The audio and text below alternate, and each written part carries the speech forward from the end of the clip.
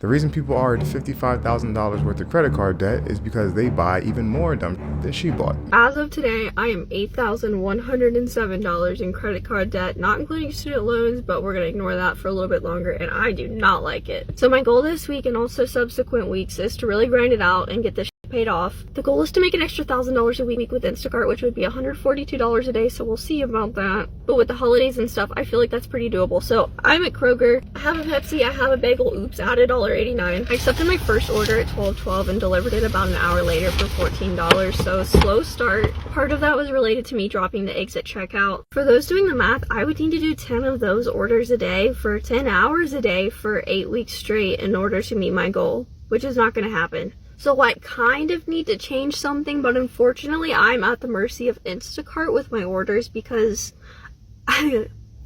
another hour later, I delivered my second order for $17, raising my total to $31. My third and fourth orders were really easy and took about an hour combined. One of them ordered 18 boxes of cereal, which I thought was interesting. And my fifth order was a package of adult diapers, bringing my total to $58. For my sixth order, I switched it up and went to Target to shop for a little girl's birthday party. My seventh order brought me back to Kroger, and my eighth order was the one that broke $100. I just need to do that 81 more times. I thought about stopping there because I feel really uncomfortable delivering in the dark, but then I realized it's only like 6:30, so I powered through one more order, bringing my total to 126 for the day. It's not 143 like I had hoped, but I'll make up for it tomorrow, hopefully. First of all, I want to say whoever ordered the 18 boxes of cereal must be serial killers. So corny. Does she have a different full-time job, or is Instacart her main gig right now? Looks like Instacart's her main gig. So I took the liberty to do a little bit of research and found that the average salary for a call center employee is $17.90. Now, if we do the math on that, and we multiply $17.90 per hour by 8 hours per day, that brings us to $143.20, which is, I think, just above her goal that she has in mind. So if I was her, I would go find some average job, some average call center job, or some average paying job. I know she says she's in a rural area, and then on the weekends do Instacart, and just by doing that alone she should hit her goal much easier. I have a question. How much credit card debt are you in? Because for context, I'm 26. I've been working since 17, paying for my own shit, moved out at 18, have been independent ever since. And I have $10,000 worth of credit card debt. And I will be the first to admit that I'm not perfect. I've definitely paid off medical bills and like emergency vet visits and things on my credit card. But I've also bought a lot of dumb shit. But it's like people my age have $55,000 worth of credit card debt. You see how my eye's twitching?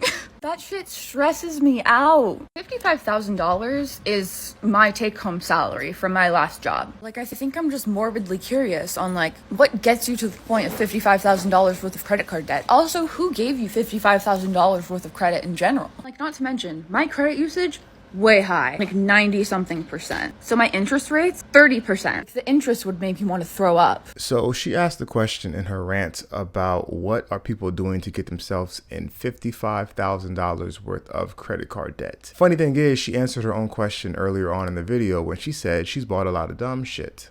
So the reason people are at $55,000 worth of credit card debt is because they buy even more dumb shit than she bought. There you go. Now, she did ask a good question. How are people even getting these credit limits to begin with? And it just seems like banks like to hand out credit cards because they know that they can charge absurd amounts of interest on them. We're talking, what'd she say, 30% interest? I mean, that almost should be illegal if you think about it. 30% interest. My eyes switching now, just like hers was. When I was in 10 grand credit card debt, one simple thing that helped me so much, and this is a concept that comes from Dave Ramsey. I pulled out $100 every single week, and that was all that I had for food. And some weeks that meant that I got pizza and Starbucks. And some weeks that meant that I was eating baked potatoes every single day.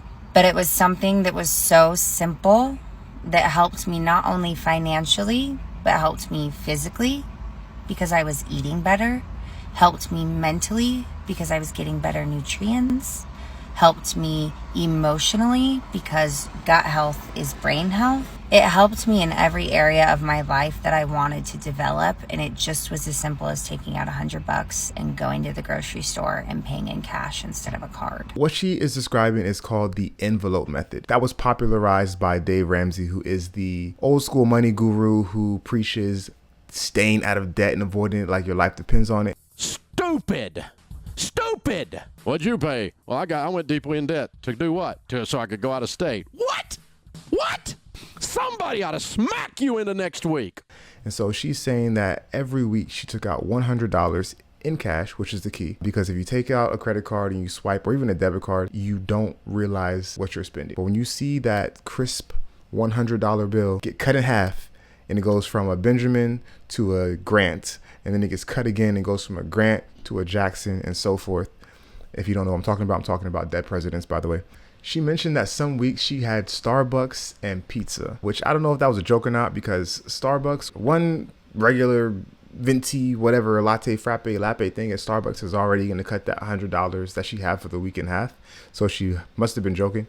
And I think she was, because she mentioned how it helps her eat healthier. And that's probably because she's buying cheaper items like eggs, tuna, like she mentioned, potatoes. Funny enough, Dave Ramsey, who she referred to in the video, talks about going on a beans and rice and beans diet, meaning that you cut out eating out altogether while you're getting yourself out of debt. Altogether, it sounds like she's on the right path. Okay, guys, so this next one here is a doozy. This woman is quite an interesting character, so just bear with me. It might be a bit of a long one, but I'll try to stop it as we go. So let's get into it. Okay, let me tell you a story. I'm just gonna take a number off the top of my head. I think I'm $20,000 in credit card debt.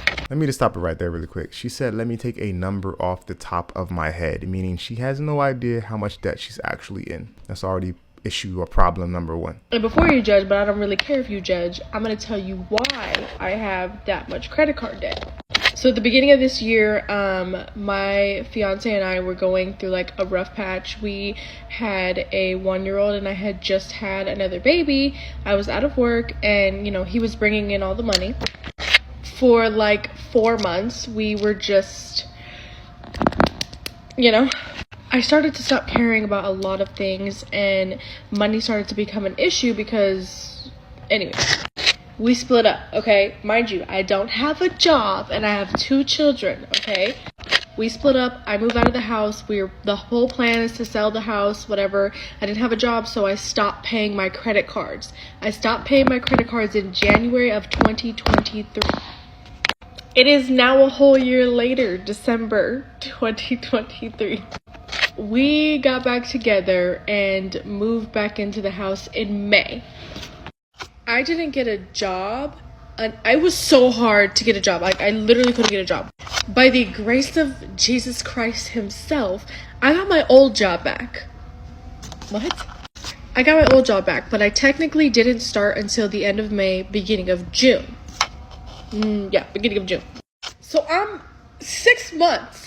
I don't have any money. I'm not paying my credit cards. And by the time I got a job, I was about to lose my car. I was about to lose a lot of things. So I was worried about paying the things that I needed to get to work and for the kids versus the credit cards. But now, those credit cards are threatening to sue me. I didn't know. Who the fuck reads contracts? I didn't know credit cards could sue you. So I think now is the time where, I'm in a better place. We have money now. We're great. We're thriving. And I should probably start paying these credit cards off. We want a new house. We need whatever, right? We need to pay these credit cards off. I'm not going to consolidate my credit and I'm not going to file for bankruptcy. We do have the money to pay these things off. I'm going to take you guys with me on the balances that I have now and the deals that I'm going to work out with these credit card companies. Now let's get to the main, I think the biggest part of this that stands out to me is when she says, oh, I didn't know that credit card companies could sue me. And now look, maybe a lot of people don't know that. But I'm going to venture to say if you take on a bunch of credit card debt and if you get in a situation where you just don't pay them, I'm going to say don't. Maybe she couldn't pay them. Fair. I'm going to say don't. You might want to look into what happens if you just stop paying them. You can't just, it's like, why would a human being expect to get free money because they got the credit card, they used it, they swipe, and they throw it to the side and go about their life? the companies want their money back. This is a loan. This is not a gift. So people always like to say, I didn't know, I wasn't taught this in school, no one told me. And listen, a lot of that's true. People that come from certain backgrounds and demographics and families, like even me, I didn't come up in a family where I was taught about personal finance. I had to learn it all myself. Self-taught through books, podcasts, YouTube, different places. So, but I took it upon myself to learn about personal finance. So just saying I wasn't taught about it is not a valid excuse, especially when you have, I think she said, oh, she doesn't know. Let's say, let's throw a number out there, $20,000 worth of credit card debt, and you decide to just up and not pay it at all. It's bonkers to me. With that said, everybody, thanks for sticking around. If you got some type of entertainment or enjoyment from the video, give me a like, feel free to subscribe, and until the next time, make smart financial decisions.